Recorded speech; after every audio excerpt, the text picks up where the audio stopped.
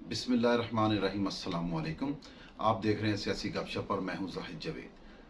नाजरीन, दो डेवलपमेंट्स पे आज आपसे बात करेंगे। सबसे बड़ी बात तो यह है कि आज मरीम नवाज शरीफ साहिबा ने जो मुतालबा रखा है उसके ऊपर हक़ाइक़ के साथ तफसीली आपको नकायत बताएंगे।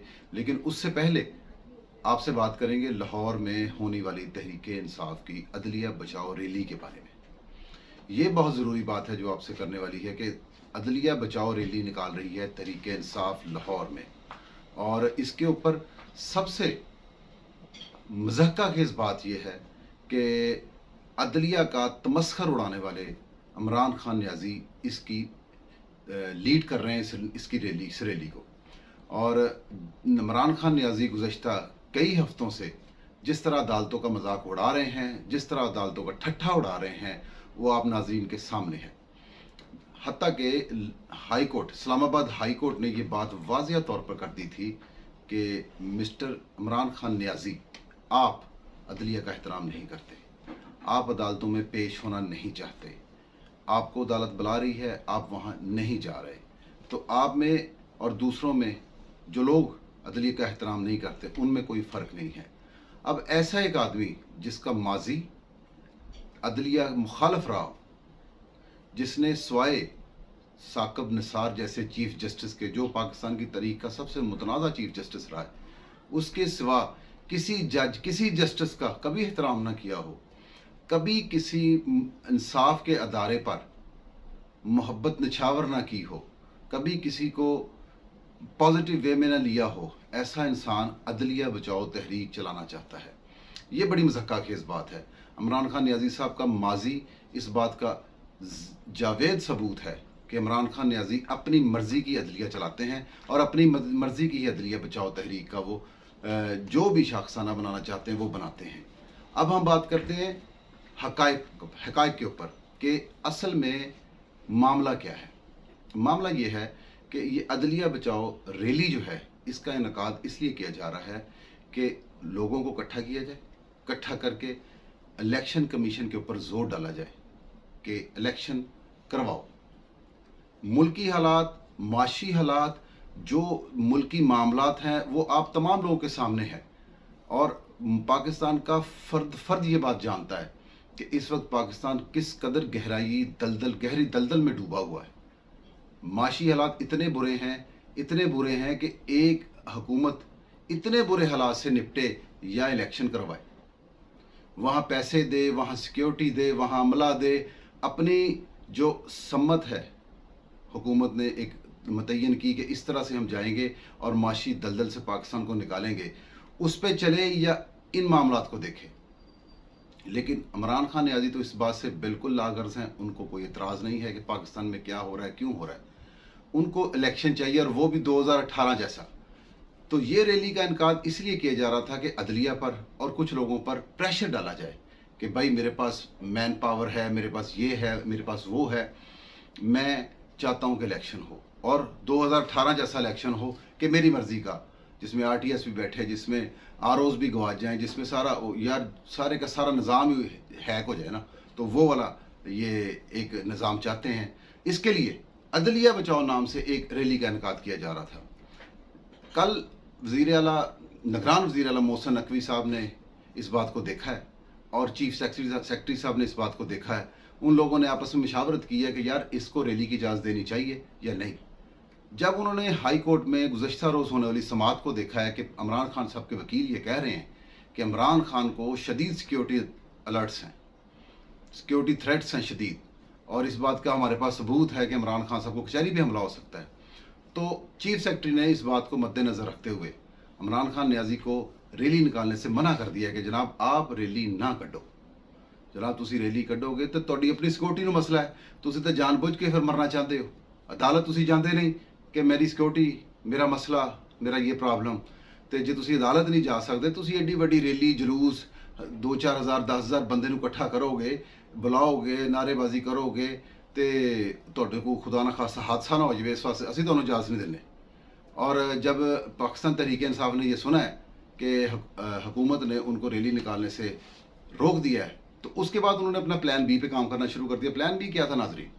प्लान बी था डंडा बरदार फोर्स, اور کچھ شرپسند جتھے جو کہ امپورٹ کیے گئے تھے اندرون دیہات سے یا کچھ KPK کے لوگوں کے اس کے، تو وہ جتھے جو تھے وہ ان کو باہر نکالا ہے اور ان کو باہر نکال کے چھوڑ دیا گیا ہے. کس کے سامنے؟ انتظامیہ کے سامنے. بہت ساری فوٹیج آج ہم نے دیکھی ہیں. فوٹیج سے تو یہی دکھ رہا ہے کہ کہیں پولیس کو مظاہرین مار رہے ہیں، کبھی مظاہرین کو پولیس روک رہی ہے، اور اسی گرما گرمی میں بہت سارے لوگوں کو چوٹیں بھی آئی ہیں، پولیس والے لوگ بھی زخمی ہوئے ہیں. اور ان تمام انتشاری صورتحال کی ذمہ داری پاکستان تحریک انصاف پر ہے، کیونکہ جب ان کو اجازت نہیں ملی ریلی نکالنے کی تو ان کو ایسی ریلی پسندانہ ریلی نکالنے کی ضرورت نہیں تھی.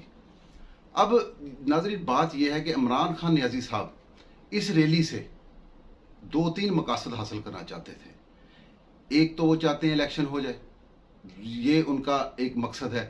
دوسرا، ایک ہم پچھلے ولاگ میں بھی آپ کو بتا چکے ہیں کہ عمران خان نیازی صاحب خون ڈھونڈ رہے ہیں، خون کہ کسی طریقے سے کوئی ایسی کشیدگی، کوئی ایسا معاملہ جیسے ماڈل ٹاؤن میں ایک واقعہ ہوتا ہے اس طرح کا کوئی معاملہ ہو جائے، کوئی خدا نہ خواستہ کچھ لوگ دنیا سے اس معاملے میں چلے جائیں تو پھر عمران خان صاحب کی سیاست کو تقویت مل جائے گی. ابھی تو وہ ڈوبتا ہوا ستارہ ہے. ہم نے اپنے ایک ولاگ میں عمران خان صاحب کو یہ الرٹ کیا تھا کہ خان صاحب اب آپ کو فیض کا سلسلہ روک دیا گیا ہے، اب کسی قسم کا روحانی دینی اور دنیاوی فیض آپ تک نہیں پہنچنے والا. اپنے آپ کا خیال اب آپ نے خود رکھنا ہے. اب آپ وہ نہیں ہیں، اس طرح کے آپ نہیں ہیں کہ آپ کریں گے جو اور وہ ہو جائے گا مطلب مقبول. ایسا نہیں ہوگا. اب آپ کو ایک عام سیاستدان کی طرح، ایک عام پاکستانی کی طرح ٹریٹ کیا جائے گا، اور آپ کو بھی اسی طرح رہنا پڑے گا جس طرح ایک عام سیاستدان، ایک عام پاکستانی رہتا ہے. لیکن تہنوں تب پی گئی ہیں ہن لتاں غلط. تسی ਤਾਂ ਕਹਿੰਦੇ ਹੋ کہ یار میں ਧਰਨੇ ਜਾਵਾਂ ਤੇ میڈیا بھی تے ادارے بھی تے سارے مینوں سپورٹ کرن تے مینوں شام نوں میرا دھرنا دکھان تے 3000 بندے دا 30000 بندہ کر دین تے حالا پی جوے. اوئے ہن نہیں خان صاحب یہ معاملے رہ گئے. اکھاں کھولو، جاگو. عوام جاگ گئی ہے، قوم جاگ گئی ہے. آپ کو ہم نے یہ بھی بتایا تھا، آپ کو ہمارا اگر یاد ہو تو، کہ آرمی چیف صاحب نے صدر مملکت کو صاف منع کر دیا ہے کہ میں عمران خان صاحب سے نہیں ملوں گا. اور آرمی چیف صاحب نے یہ بات بزنس کمیونٹی کے ساتھ کرتے ہوئے کہی ہے کہ خان صاحب نے مجھے پیغام بھیجا ہے ملنے کا، لیکن میں نے کہا کہ میرا as A army chief opposition کے یا دوسرے سیاستدانوں سے ملنے کا کوئی توق ہی نہیں بنتا. میں نہیں ملوں گا، میں نیوٹرل ہوں، آپ اپنے سیاسی معاملات خود حل کریں.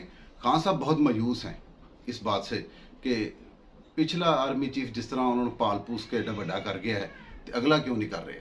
خیر، خان صاحب اس وقت انتہائی مایوسی کے عالم میں ہیں. اور اوپر سے خان صاحب کے اوپر سب سے جو کاری وار ہے مریم نواز شریف صاحبہ کا وہ مطالبہ ہے جو انہوں نے آج ایک انٹرویو میں کر دیا ہے.